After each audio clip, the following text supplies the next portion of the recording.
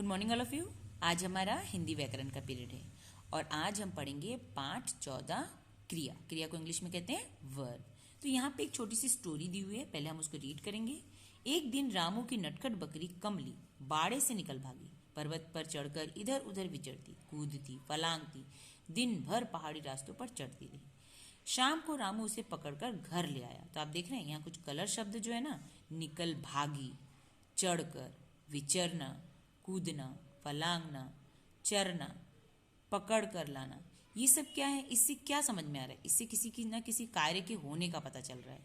तो हम कह सकते हैं जिस शब्द से किसी काम का करना या होना पाया जाए उसे हम क्या कहते हैं? क्रिया कहते हैं। जैसे चिड़िया सुंदर है, मैं स्वस्थ हूँ, तुम बुद्धिमान हो, महात्मा गांधी भारत के महापुरुष थे। तो क्या इनसे कोई क्रिया समझ में आ रही है आपको? नहीं।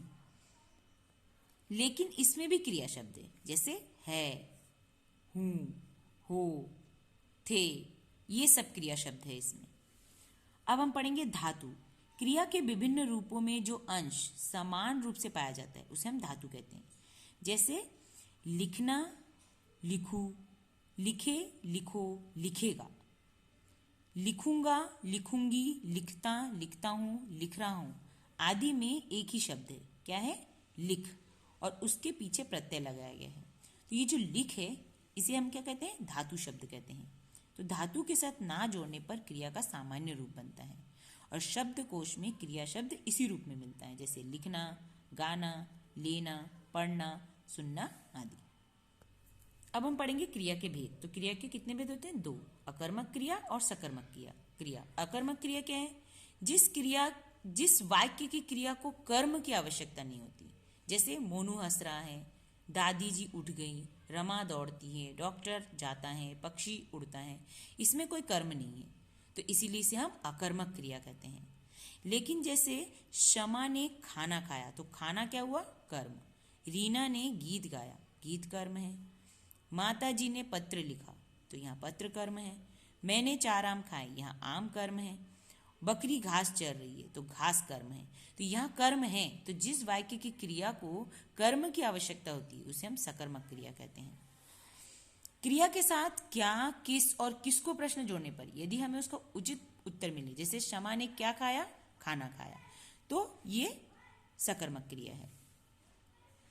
अब हम पढ़ेंगे द्विकर्मक क्रिया। जिन सकर्मक क्रियाओं में 2 कर्म होते हैं, जैसे श्याम ने पिंकी को समोसा खिलाया, तो यहाँ पिंकी भी कर्म है और समोसा भी कर्म है, इसीलिए इसे हम द्विकर्मक सकर्मक क्रिया कहते हैं।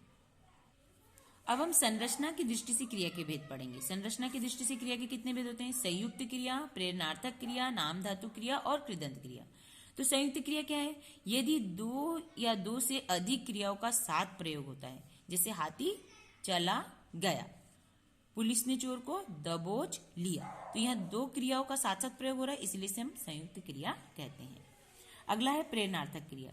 जिस क्रिया से यह पता चले कि कर्ता स्वयं नहीं करके किसी दूसरे को कार्य करने के लिए प्रेरित कर रहा है, वो प्रेरणार्थक क्रिया है। जैसे शिक्षक निबंध लिखवा रहा है, वह स्वयं नहीं लिख रहा है, लिखवा रहा है, तो इसीलिए ये क्या है? प्रेरणार्थक क्रिया। राजेश ने तुमने पत्र पढ़वाया, राजेश से आएगा यहाँ पे, राजेश से तुमने पत्र पढ़वाया, तो तुमने किससे पत्र पढ़वाया? राजेश से पढ़वाया, तो ये प्रेरणार्थक क्रिया है। अगला है नाम धातु क्रिया। जो क्रियाएं संज्ञा, सर्वनाम, विशेषण आदि से बनती है उसे हम नाम धातु क्रिया कहते हैं। जैसे संज्ञा से कैसे बनती है? गरम का गरमाना, चक्कर का चकराना। सर्वनाम शब्द से बनी नाम धातु क्रिया क्या है? अपना, अपनापन। अपना क्या है? सर्वनाम शब्द है। विशेषण से बनी नाम धातु क्रिया है चिकना, चिकनाना, दोहरा, दोहराना। अनुकरणवाची शब्दों से बनी नाम धातु क्रिया के उदाहरण क्या है? थरथर, थरथराना, खटखट, खटखटाना। अब है कृदंत क्रिया। शब्दों के अंत में प्रत्यय या शब्दांश जोड़कर बनाई गई क्रियाओं को हम कृदंत क्रिया कहते हैं। जैसे चल में हम ता जोड़ते हैं तो चलता, चल में हम आ जोड़ते हैं तो चला, चल में हम कर जोड़ते हैं तो चलकर। तो वर्तमान कालिक कृदंत का उदाहरण चलता, भूतकालिक कृदंत का चला और पूर्वकालिक कृदंत का उदाहरण चलकर। अब है पूर्वकालिक क्रिया। वाक्य में मुख्य क्रिया से पहले यदि कोई क्रिया हो चुकी है तो उसे हम पूर्वकालिक क्रिया कहते हैं। जैसे बच्चा दूध पीकर सो गया, तो सो गया क्या है? क्रिया है, लेकिन उससे पहले भी उसने एक क्रिया करी है, क्या है? दूध पिया। वह दौड़कर स्कूल पहुंचा। मतलब पहुंचा तो क्रिया है, लेकिन उससे पहले वो क्या किया? दौड़ा। तो ये सब क्या है? पूर्वकालीन क्रिया है। आई होप क्रिया आपको अच्छे से समझ में आ गया होगा। तो आज आपका वर्क है, इस चैप्टर को आपको पूरा रीड करना है और समझने के बाद इसको फील करना है और इसकी पिक खींच के ग्रुप में सेंड करना है। Have a nice day.